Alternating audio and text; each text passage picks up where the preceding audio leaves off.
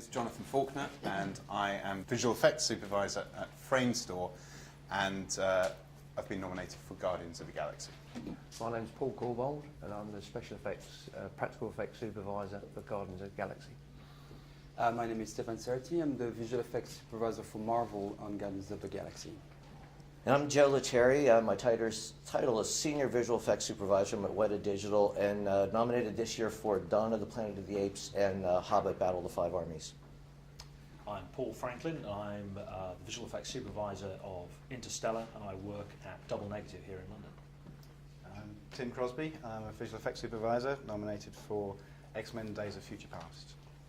I'm Andrew Lockley. I was the Internal Visual Effects Supervisor on Interstellar for Double Negative. So I just want to start with talking about your role on the film and within the team that you work on. When I'm out on set with Paul, my job is to be wherever he isn't, really.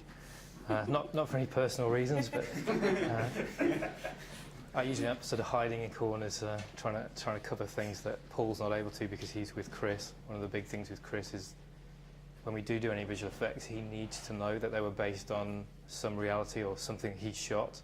He's not really keen on the idea of creating things from scratch, so we gather huge amounts of data photography while we're on set to make sure that if we are recreating anything, we are creating it from something that he's created originally. All of the spaceship interiors that were shot on this were shot without green screens, so we were doing live visual effects on set, putting the footage outside of the windows.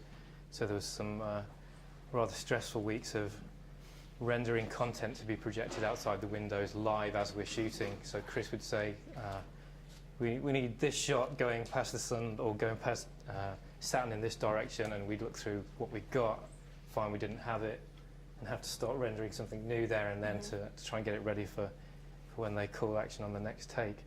So that was quite stressful for both me and Paul. Paul was being shouted at on set by Chris, and I was being shouted at by Paul back at the desk saying, "Where's that render?" That's right. Is it quite unusual to have that relationship with a director, that very close relationship?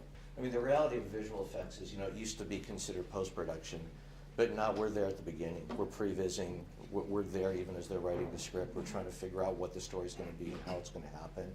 And you see as you go through the process, we're sort of there in the early days, and you ramp up and you get the crew and everyone's shooting, and it all ramps down, and at the end it's usually just the director, the editor, and us are the only ones standing trying to get those last shots out. So yeah, you do develop that relationship because you're just there from beginning to end.